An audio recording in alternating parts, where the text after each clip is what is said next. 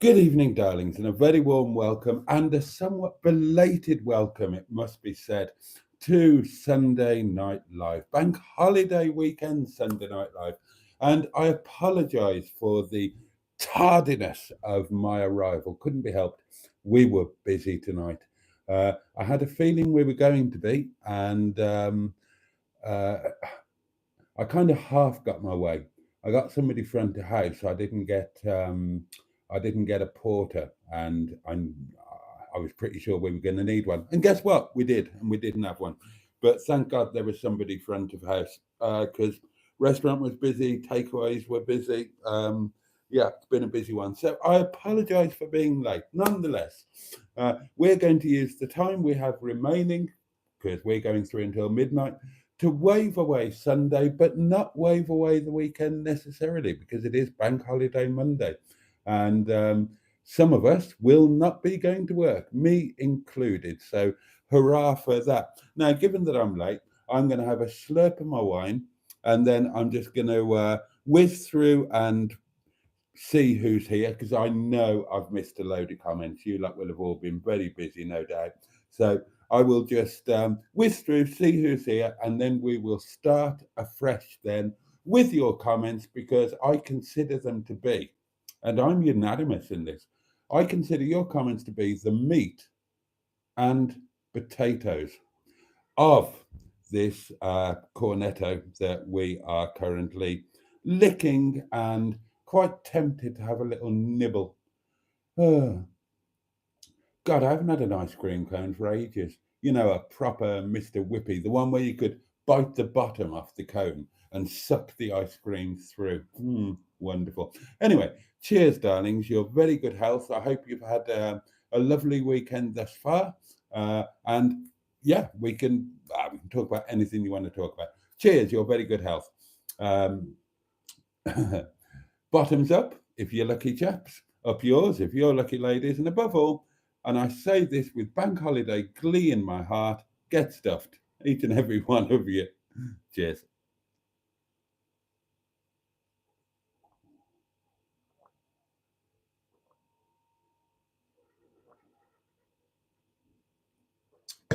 Right, so who is here? Let's have a look.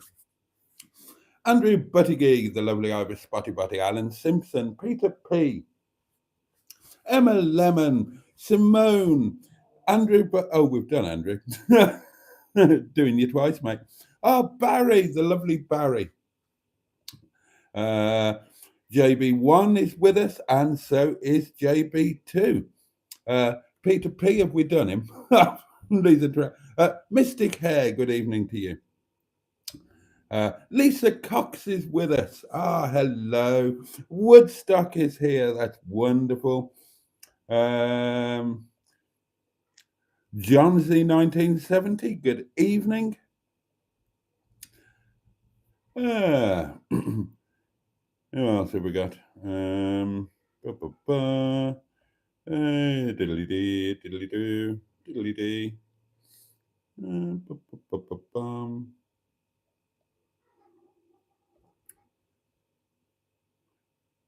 I know I'm late, and I do apologise. Skick is with us. Good evening, Skick. Caregun One. Good evening to you. And right, and there we are. It's somewhere around that point that I entered the room. So we'll take the comments from here. Apologies if I've missed anything before that went before that I shouldn't have missed. Do feel free to repeat it if it's important. I should add, of course, we've got our matching pair of his and hers highly powered hedgehogs of truth, complete with their firstborn, and we've got the community portable electronic telephonic device upon which you could And two people already have. Leave a note of the voice variety. Simone's next door neighbour has been humped. Simone heard the doings. Uh, Simone, your next door neighbour always seems to be shagging, says Emma. Lucky cow. Yes, it is rather frequent, says Simone, and echoes my words, lucky cow. There we are. Right. I hear, says Emma, Hubnut enjoys the carvery. Yeah, I've heard about the doings on Hubby's live stream. Apparently, our community was mentioned on more than one occasion, so that's rather fun, isn't it? And I was mentioned on Mustard's video where he was talking about carveries, and he said that he and I disagree on everything in the world, which is pretty much true. He said, except for one thing, we both agree that carveries are awful, and it's true. That is a point of agreement between us. And I can confirm that after some um, doubt, I am seeing Mustard tomorrow. So I'm hugely looking forward to that. It's been a while, and hopefully getting some of it on film. It's the first time, says Kergon1, I noticed the kid on a potty on the top left of the thumbnail. Is that Boaty? Yes, that was me. I think I was aged about 14 when that was taken. And you can see the joy with which I'm I'm going through the motions. And I can assure you that I still do that to this day. When I sit on my throne here in my lonely, damp cottage up on the moors in the arse end of nowhere in the Peak District National Park, you can be sure that I laugh and applaud myself as I do my dirty business plop. Oh dear.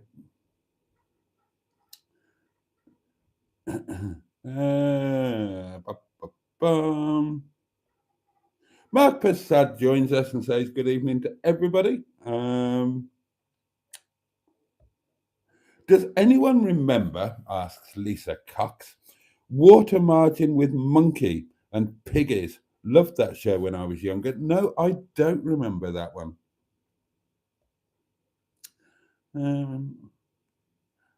And Emma's just telling everybody that I'm going to be late.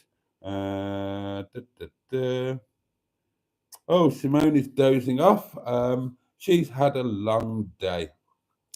I remember Water Margin, says Caregon1. I thought Monkey and Pigsy was from Monkey Magic, though. Oh, yeah, good point. Now, I do remember Monkey. Yes, I remember that. What the bloody hell was that all about? Fashionably late boat, says Barry. Absolutely. It was genuinely unavoidable tonight, darlings. The restaurant was just really, really busy, which is kind of annoying in a way because Paul and Rick were in, and I didn't get to spend as much time with them as I usually like to. Hey, chaps, by the way, when you watch this, you won't be watching it now. You'll be asleep. But if you watch it tomorrow or where are we? Or on Tuesday, then hello. It was nice to see you. Hopefully, we'll have more time next weekend if you are up next weekend. Bad Books is with us, the fabulous Mark. Good evening to you. I remember Monkey. It was on Channel 4 back in the 80s, says Johnsy 1970. Only had 3 channels back in the day, says Lisa Cox. Yes, that is entirely correct. We used to only have 3 channels, darlings. I remember when Channel 4 was launched, and the first program on Channel 4 was Countdown. That was the first program to be shown on Channel 4. Yeah, and there was great excitement in getting a 4th channel. And of course, back in those days, we used to rent our televisions from Radio Rental, or what was the name of the other one? And You used to get a television with a built-in wireless. It had a radio in it as well. And then, of course, the incredible excitement when VCRs came out, video cassette recorders. Uh, and there used to be well, of course, there were three. There were three formats to begin with. Some of you won't know what I'm talking about. So we had, what did we have? We had VHS, we had Betamax or Betamax, and we had, what was the other one? Was it Video 2000? I think it was. And there was kind of a battle for supremacy, but then VHS won out. And our first video cassette recorder, and I'm sure a lot of other people's, was a top loader. Yeah, the very early ones were top loaders. You pressed the button and it sort of ka-changed up, and you put your thing in and you walloped it down. And if you were wanna be posh, then you had the you had the cases for your videotapes that were supposed to look like books or encyclopedias or something. And the videos, the blank videos, when you bought them, they used to come with stick-on numbers and letters so that you could label your videotape with whatever was on it. I had a massive collection, um, and it was pretty much all cycling. It was when cycling began to be televised in the UK. It never was, and then in the 80s, it kind of began. Oh God, the old days of video cassette recorders, and you used to have. God, kids won't believe this. You used to have video shops where you would go and you would rent your video for a night for 24 hours, and you had to rewind it before you took it back. Otherwise, you got a fine. And yeah, you would rent a film for bloody hell. God. I mean, I know that we went on and we had, what was it called? The chain of them. Was it Blockbusters? Dambusters? I can't remember. They're out of business now anyway, obviously. Oh, and then the excitement when you got your first remote control that was battery operated and infrared, because the initial remote controls were attached by a wire, and then you could see where the power lay in the household depending on who had control of the remote control. Now, we were kids, we weren't allowed to have it. We used to be the remote control. Before there was a remote control, children was remote control. Get up and change onto BBC Two, and we'd have to go and do it. But then, I mean, the remote control was nearly always, it was, you know, if you had a father, then the father would be sitting there in his chair, because, you know, there was always a dad's chair, wasn't there? The chair that your dad sat in. Nobody else would dare sit in it. And he would have the remote control, unless he got a little bit drunk and snoozed off a little bit. And then your mother would go and furtle it out of the side of his wherever it fell when he nodded off. Oh, happy days. Halcyon days, darlings. I hope you didn't leave them to clean up at the restaurant, Boaty, says JB1. I bloody well did. Of course I bloody well did. Carl Burton joins us. Jolly good evening to you. Emma is pointing out that tomorrow at 10 p.m, when I will not be in the motorhome for a change, we're going to have Emma and Boaty's Monday Night Live. And we're going to go back to the old days of the show with features and jingles and goodness knows what. So you might want to pop along and have a look at that. I love a Mr. Whippy ice cream, says Emma. I must admit I do. Oh, I am partial to a cornetto, says JB1. I like a 99, says Barry. We don't have them in America. Yay! Emma and Boaty Live, says Peter P. Cheers and get stuffed, says Mark. I'm so done, says Peter P. John Boy Ellis joins us and says, good evening all, and a very good evening to you. Thank you for joining us. You're so welcome here in my inner scrotum with all of the bogs, both these old geezers and gals. And you don't need to be old to be a bog. You just need to be here. And that's it. You're in. You are in my inner scrotum. Evening, Boaty, says Lisa. And a jolly good evening to you. Don't forget me, Boaty, says Colin. Colin, I'm so sorry. Good evening.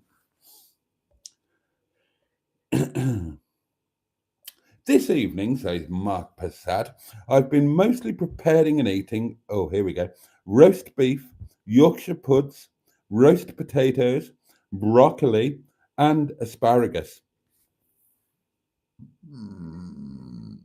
Excuse me. Followed by apple crumble and ice cream, and it was all rather nice. It all sounds rather nice.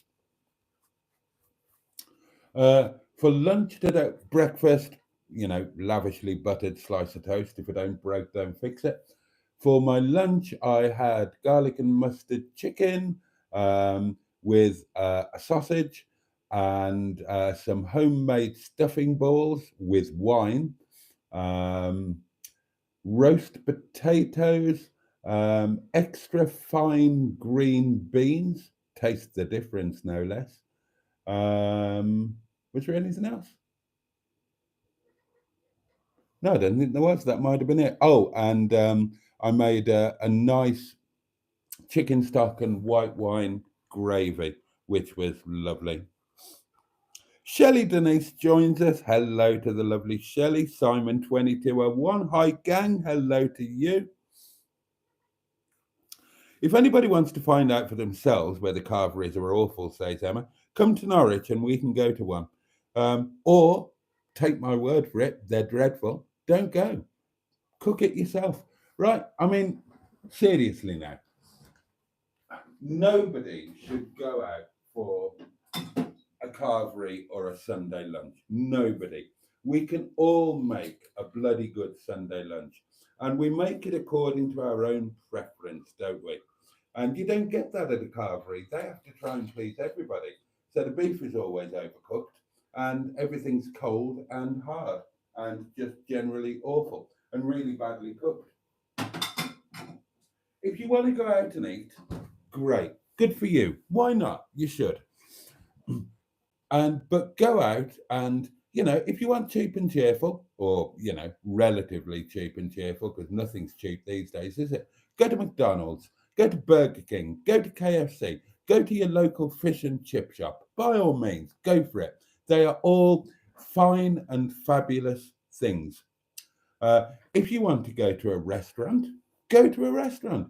Go to a nice Nepali restaurant. Go to a nice Indian restaurant. Go to a beautiful Italian restaurant. Go to a Chinese restaurant, whatever takes your fancy. But don't go to somewhere that gives you a Sunday roast or a carvery, because it won't be as good as you can do at home and it'll be quite expensive. Yeah, you never do it. Never, ever do it unless there's no alternative. I mean, if you're away or something and you haven't got the facilities to cook a Sunday dinner, then yeah. But go to a restaurant that will serve you a decent one. Don't go to a carvery. They're dreadful, darlings, and they're not as particularly cheap either. Right. I have got voice notes, so we had better get to them. Let's have a look. Oh, we've got a couple for you, you lucky people.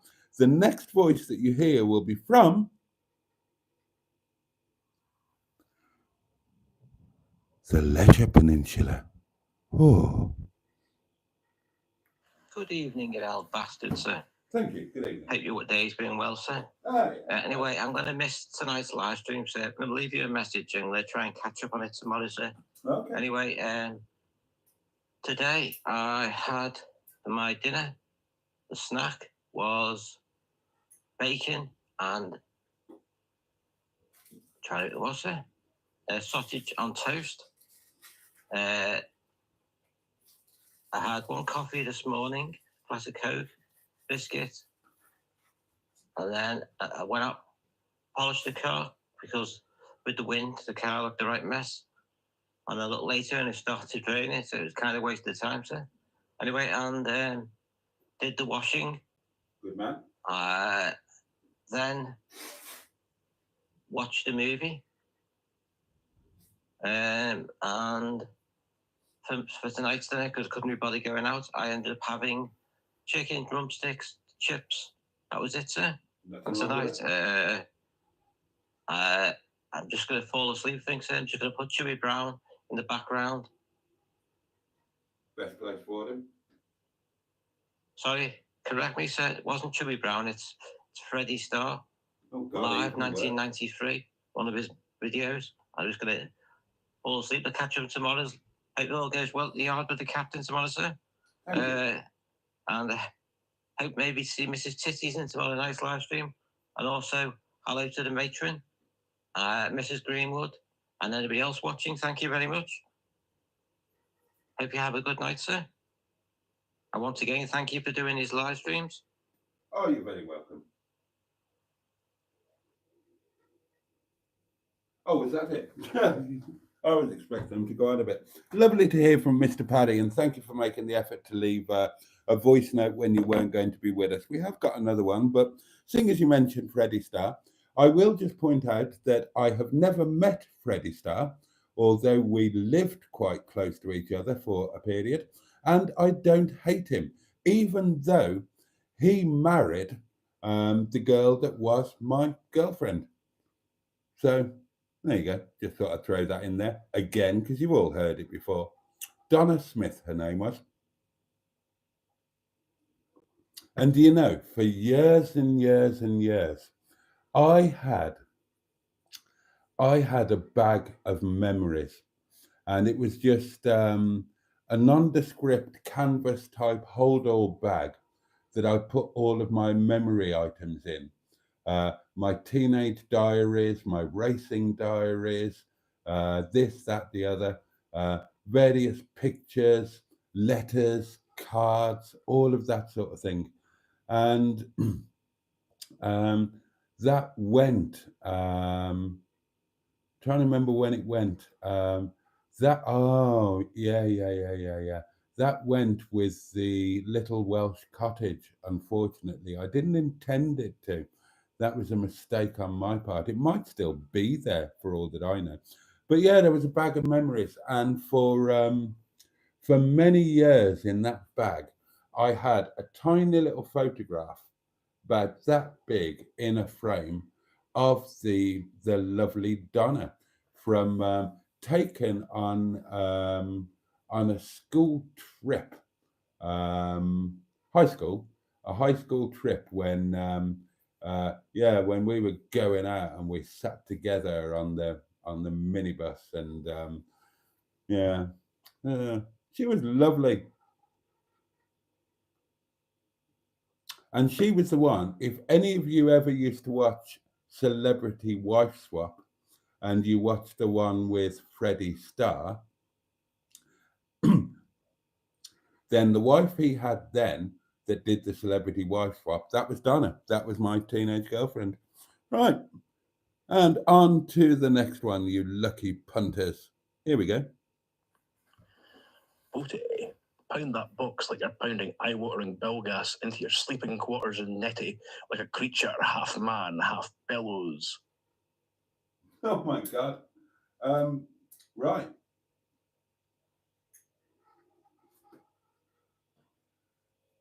Okay, well, we're kind of not doing the box pounding, but there you go, if I've been instructed.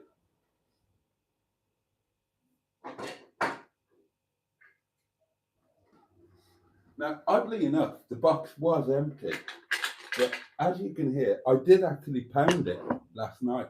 I came up with a new system for trying to save, even though I'm too poor to save. But there we are.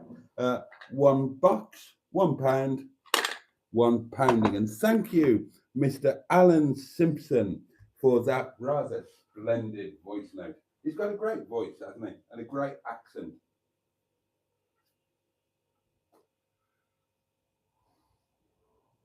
Now, today, darlings,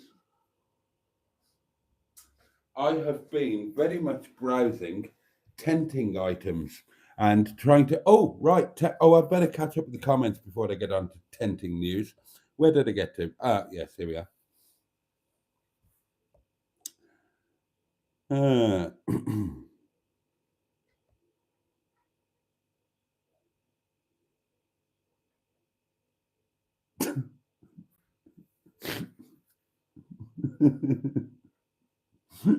His dog may also have been called the Diego of Truth. Dear God, what were you up to? I'm going to have to go and look at that live stream, aren't I, and see what you silly sods all got up to. But thank you for spreading the good word. I do appreciate it. Oh, dear. Monkey and Piggy were not in the water margin, says Carl Burton, with some certainty. Andrew has got the Monkey DVD box set. See, I thought Mustard would like a carvery, says Alan. No, because like me, Mustard is a foodie. Yes, he can eat crap if it's good crap. But he likes food to be properly cooked, and carvery food is not properly cooked and served. So much like myself, Mustard looks askance at overcooked meat and overcooked vegetables and gravy that's not made from scratch and all of that kind of thing. Mustard is a cook. Well, he's not a chef. He's not a. There's a difference between a chef and a cook. People use the term chef often quite wrongly. Now, obviously, gastronomy began in France, and that's why all of the kitchen language is French, and that's around the world. So, chef, French term, chef de partie, sous chef, etc., etc., etc. So now, chef means boss. So the full title of a chef is chef de cuisine, meaning the boss of the kitchen. So it might not be the person that's doing the cooking. If you go into any celebrity chef restaurant, then it won't be the chef who's doing the cooking. They'll either not be there, they'll be at home scratching their ass and looking at the bank balance, or they'll be, if they are there, they'll be running the pass. They won't be at a stove. That's not the way it works. So yeah, chef de cuisine, it just means boss of the kitchen. Then your sous chef, sous means under in French. So that's like your deputy manager or whatever. And yeah, so chef does not directly relate to cooking. Or it shouldn't do. I know for a lot of people it does. I just thought of something else I really want to talk to you about, and I'm not going to have time for any of this. I will have to do it on Tuesday. Monday's going to be mad. I've got some stuff I need to talk to you about, darlings. Well, I was talking about chefs, wasn't I? Anyway, there you are. There you are. But yeah, Mustard is a proper home cook. He never follows a recipe. He understands ingredients. He understands what can go with what to make what. And he makes everything from scratch. He doesn't buy anything ready made. So, of course, he's going to hate a carvery. I would like you to find your ideal woman, Boaty, says Skick. I would like me to find my ideal woman as well. I really would. Well, I mean, the problem isn't with finding my ideal woman. The problem is with finding a woman that would be willing to be with me. No problem to find my ideal woman. That's easy. But the problem is she wouldn't look twice at me. But yeah, I mean, I know what you're saying, Skick. And yeah, I would love a partner. But honestly, I think that ship has sailed. I mean, look, I'm old, I'm disfigured, I'm never going to get another woman, am I? Let's be honest about it. But God knows I've had more than my fair share. I've had more than a lot of people's fair share. So I guess, I guess I can't grumble, can I?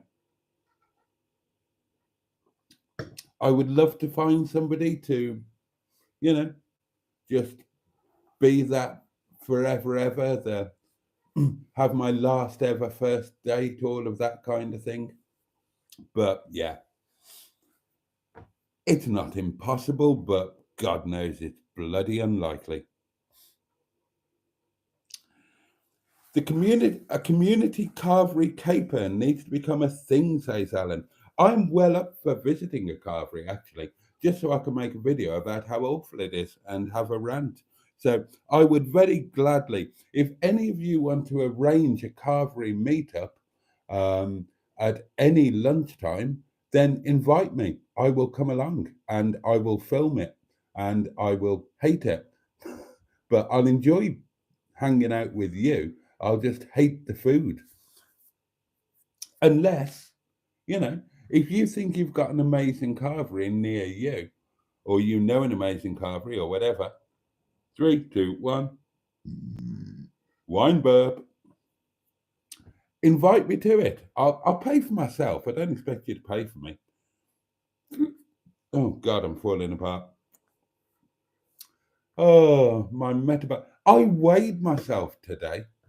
I cleaned my bathroom today. Just on a whim, I cleaned my bathroom and I mopped the floor because, I've got linoleum or whatever in my bathroom. And I mopped the floor and I cleaned the scales. And I thought, I'll see if the battery is still okay, see if the scales are still working. So I stood on them and weighed myself. Now, I was fully clothed with shoes on. How much did I weigh? Put your guesses right now in the comments and there'll be some kudos, if not a prize, to whoever is closest. How much did I weigh today before lunch, before a poo, fully clothed with shoes on? And for your reference, I am 6'5" tall. No, I'm not, am I? I'm not anymore. I used to be 6'5" tall. Apparently now I'm only 6'4". That's age and curvature of the spine and all of that.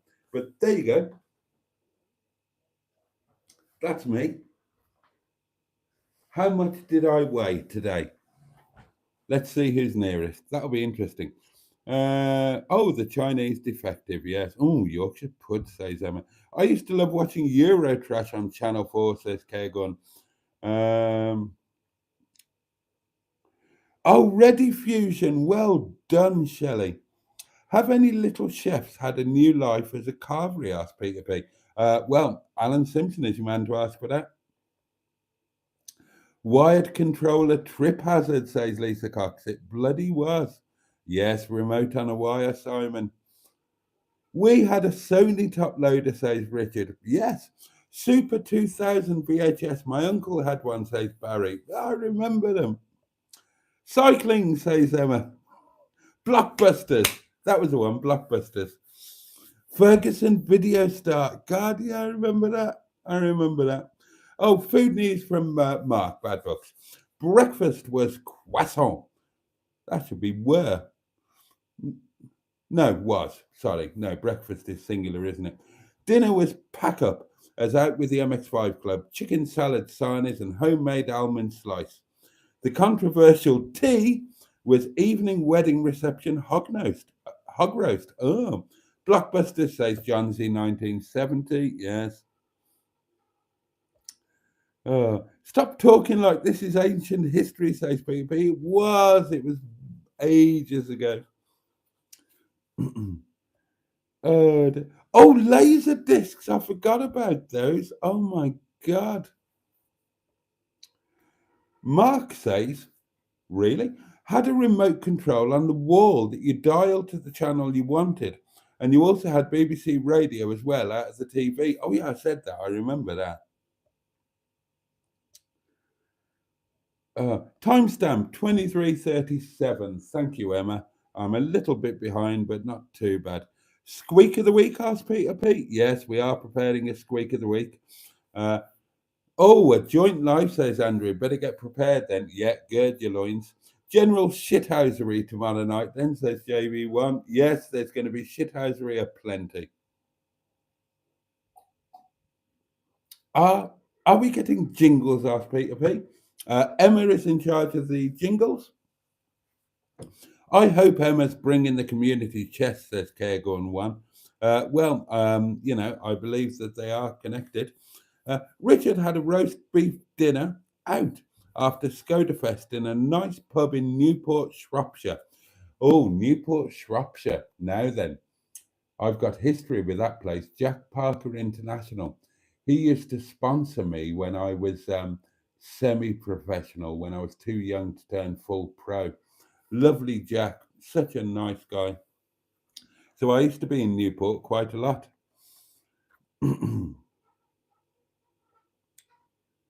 Oh, hello. Alan's entered Emma's doings. There we are.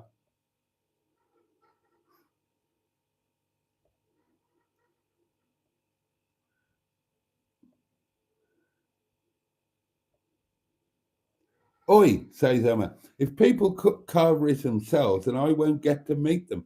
Well, why don't you cook a nice Sunday lunch and invite them? See? Easy, simple. Think outside the box. We don't even have a McDonald's here, says Simon 2201. Where are you, mate? Whereabouts are you? McDonald's is now fine dining, darlings. Ironic that Boaty has a beef with the carvery. Yeah, because it's overcooked. The beef is always overcooked.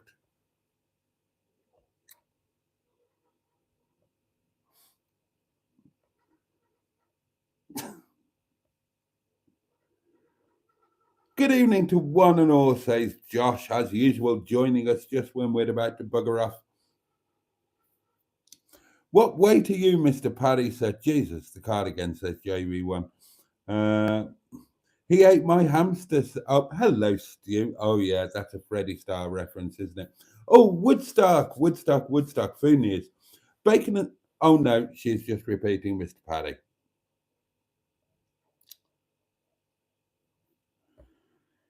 Oh, dear. So, says Paddy, you have Freddie Starr and Patrick Mower to thank for your shit love life. Well, partly, yeah. Freddie Starr married Donna.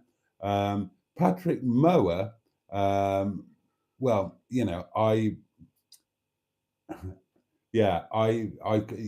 kind of followed him, didn't I? Lisa's first husband, my Lisa, one of the true loves of my life, and one of those, when you look back and you think, okay, I can see why that ended, and yeah, that's understandable. Lisa is one of the ones that should never have ended. There were a few that I could have grown old and ended my days with, and Lisa was one of them. Lisa and I should never have split up, and we would never have split up were it not for a horribly illegal and abhorrent and immoral and just foul situation. Disgusting. Nothing to do with either of us. But Lisa and I, we were amazing. And yes, her husband was the actor Patrick Mower. And I never married Lisa, but we were very engaged. And the wedding was all booked and sorted, and the dress was bought, and the rings were bought. And it was only shortly before the wedding that it all went very horribly tango uniform in a way that neither of us could have ever expected. But oh god, yeah. Lisa was amazing, and we were amazing together. And what a life we had, living between a cottage in Devon and beach house in Cyprus, and oh God, pre 9/11, of course, and commuting once or twice a week in the cockpit of a Euro-Cypriot Boeing 737. God, those were bloody amazing days. Absolutely. What an amazing memory to look back on. And awful that it all ended so horribly. And again, not through either of our faults, but yeah, that should never ever have come to an end. But in a way, if it hadn't, then I wouldn't have met the other ones that should never have come to an end. Isn't it ironic? All of those that should have never come to an end, and then here I am, an old man, entirely alone and undateable. There we are. There we are. Oh, Lise, bless her. Hope she's doing okay. Hope she's still with us. You never know, do you? Because Lise was, Lise was slightly older than me. So, yeah, you never know. As far as I know, I don't think, I think all of my major exes are still knocking around. I think. Yeah. My mate's sister was the Freddie Star ate my hamster, says Richard. It was cooked up by Max Clifford. I knew that much, yeah. But, oh, there you are.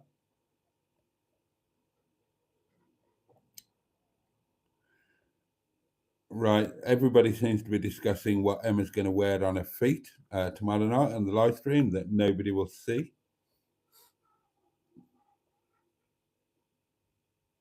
Oh my God, really? Boat swap. Oh, there's so much I want to talk to you about, and we haven't got it. Yeah, it's not going to happen tonight, is it, darlings? It's not going to happen tonight. Probably won't happen tomorrow either. Oh dear. Oh, that's unfortunate. Oh right, whizzing through now, whizzing through. I watched something of hers. Rachel Koo and her Little Paris Kitchen. I'm sure I watched one of those and thought it was wonderful. Oh, I might look. Hang on, let me screenshot that. 'Cause I've got a vague memory of looking at that and thinking, "Oh, that's amazing," and then never watching it again. Any woman will do. Desperado. Well, yeah, totally. You've had your pottering days, Boaty, says Stu. Any ladies here mad enough to date Boaty? Let him know, says Emma. You shouldn't have had some of our share, says Carl. I had everybody's share. I was, oh my God. The kids in the restaurant, they talk about a body count, you know, the number of people that they've, and, you know, I tell them mine and they're outraged. So yeah, I can't grumble. I reckon you will get a woman, Boaty, says Alan. I mean, you have a motorhome now. No. It's never too late, Boaty, says Mr. Drummer. Amazing things can happen when we least expect it. Oh, now we're getting on to the weight guesses. 12 stone, says Richard. Peter P says 89 kilograms. I've got no idea what 89 kilograms is. Mark Passad is going for 14.5 stone. Lisa Cox is going for 13 stone. Janine Watts is going for 11 stone 6. Bloody hell. Barry is going for 15.5 stone. 11 stone 6 says JB1. 11 stone says Shelley. 13.5 stone says Cairgun. Stu says something that I can't read out. Bad Books goes for 13 stone 3. Matron's going for 12.5. Oh, you can tell by the way he uses whack. He's a woman's man. 14 stone 3, says John Z. 13 stone 4, says Alan. 1310, says Melanie. There's a name I haven't seen before. Good evening, Melanie. I'll buy you a bar meal when I come to your grave, Boaty, says Colin. I'll take that. I will take that. And don't put yourself down, Boaty, says Lisa Cox. 14 stone 2, says John Boy Ellis. Everyone deserves to be loved, Boaty. I believe that love will find you when you least expect it, says Project Motorhome. Stop seeking love and it finds you, says Stu. I'm not seeking it. I'm not seeking anything. I'm just, oh, oh, bless you. People are saying some nice things. Right, I've lost track of all the weight. I was, to my surprise, to my great surprise, when I weighed myself, I was, drum roll, bear in mind, 6'5" and all of that, I was, and probably still am, 12 stone and 12 pounds. 12. Was it 12? There's 14 things in a WhatsApp, aren't there? Anyway, under 13 stone, and I've not been under 13 stone for a long time. And I do mean a long time. When I was a pro athlete, and not just any pro athlete, he said, being immodest, there were, I mean, quite honest, there's no easy way to say this. It sounds ridiculous. But there was a time when at my chosen discipline, within my chosen sport, I was incontrovertibly the best in the world, which sounds a ridiculous thing to say, but I only say it because it's true. And my racing weight back then was, I was about, well, my racing weight was about 12.4, 12.5. Now, obviously, I was carrying a lot more muscle then than I'm carrying now, but to be in the same in the same stone as my old racing weight, that's quite a thing.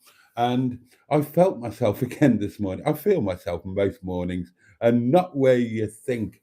And I was just lying there a bit. I think, my God, I can feel my ribs. I can feel my. So yeah, the eating a little bit less and moving about a little bit more thing is kind of working. The weight is coming off. Under 13 stone. Bloody hell! I never thought that would happen. I honestly never thought that would happen. Not that long ago, darlings, I was 19 stone. 19 stone. And now I'm under 13. Blimey.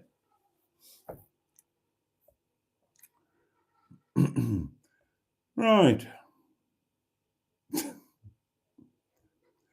Rodney from Emmerdale, Patrick Mower, says JB1. Yeah, but I don't think he would say that was his proudest achievement in his acting career. He did a lot of stuff before that, and that he was really quite good in.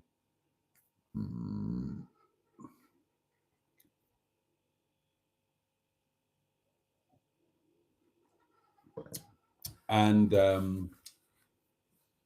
yeah, he met Lisa at he actually met Lisa at the motor show, whatever it's called, the motor show at the NEC.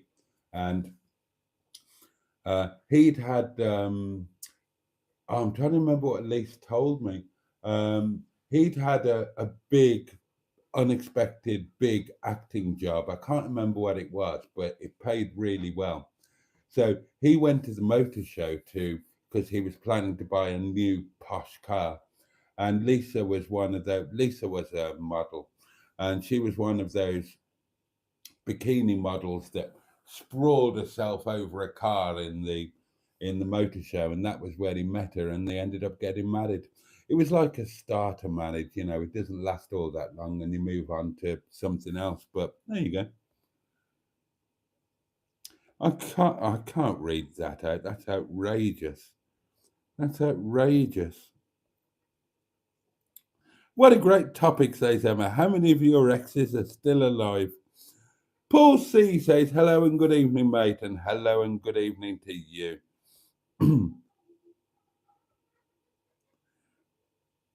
Rachel Koo is a total hottie. Looks good washing up too. I'm going to check her out after this. No, I'm not. I'm going to watch Clarkson's Farm, let's be honest. I used to enjoy watching Nigella Lawson's cooking show, says Cairgun. Emma says, I've lost some weight. Good for you. It's a good feeling, isn't it? Right, I'm whizzing through now and I'm going to sod off because I'm knackered. I'm knackered. I was £2 out, says Lisa. Oh, well, we will declare you the winner then. Very well done, my lovely. Get comfy. It's cycling story time. No, I'm not doing it. I'm sodding off. The pudgy podgerer, says Stephen S. Paul. He won't talk about it for long. He hasn't turned sideways. Oh, God.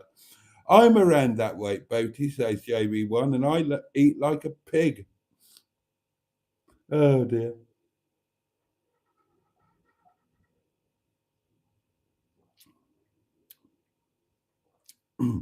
He did early episodes of Minder and British Leyland ads. What, Patrick Mower? He did Callan. That's the more important thing. He did Callan.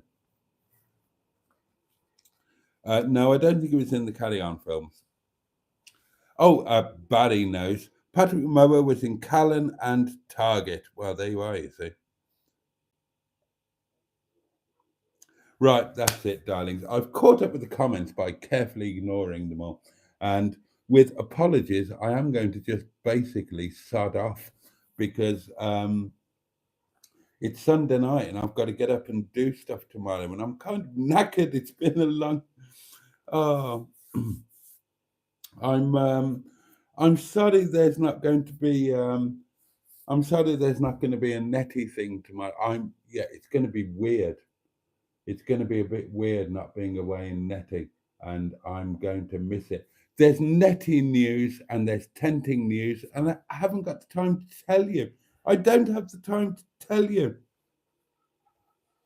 But, you'll get it eventually. So, yeah, it's going to be weird not doing netty stuff, but I'm going to do Mustard stuff instead, and that's going to be amazing. I miss Mustard. We are... yeah.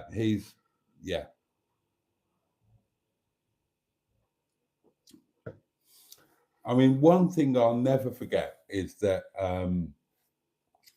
when my health stuff started, then Mustard was the one who jumped up and said, I'm not going to let you do this alone. And he was there. And that's quite a big thing, isn't it? Lots of people are there online, by telephone, by message. Mustard was here, literally here. And the bit that I was most concerned about, he didn't let me do it alone. And that's a pretty huge thing, isn't it?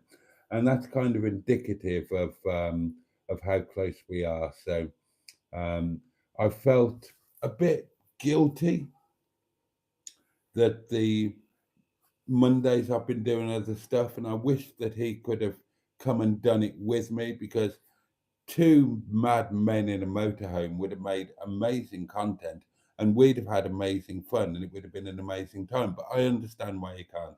So it'll be really good to catch up tomorrow.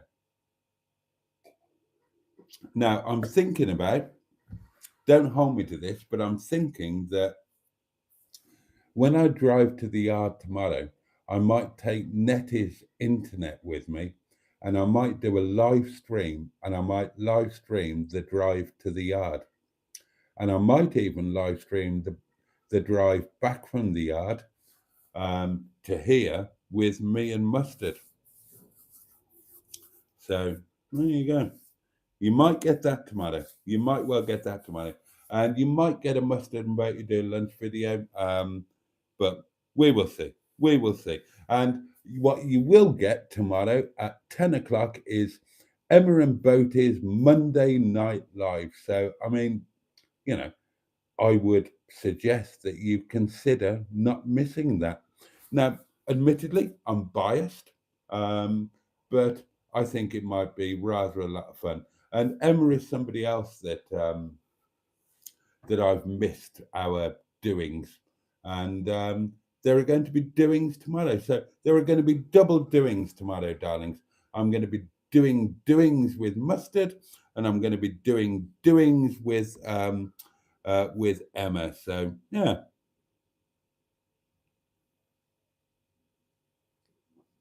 tomorrow should be a great day. So there we are. Let me thank you all.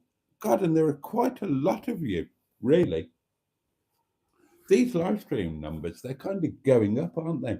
And that's wonderful. I'm really grateful. So a big shout out to all of the people that are not maybe the, oh, how can I put this? Right. It might look a little bit cliquey because everybody here knows each other. So if you're kind of lurking or just, commenting very, very occasionally, don't be scared. We are very welcoming. The bogs are lovely. They welcome anybody and everybody. So, Dr. Egg, oh God, I really need to go. I'm falling apart here. Yeah, don't be afraid. If you're sitting there thinking, oh God, I'm not really part of this, you can be. You will be made most welcome. And I'm so grateful for all of the regulars and all of the long termers that have been with me for 25 years or however long it is I've been doing these damn things. But oh yeah, anyway, there we are.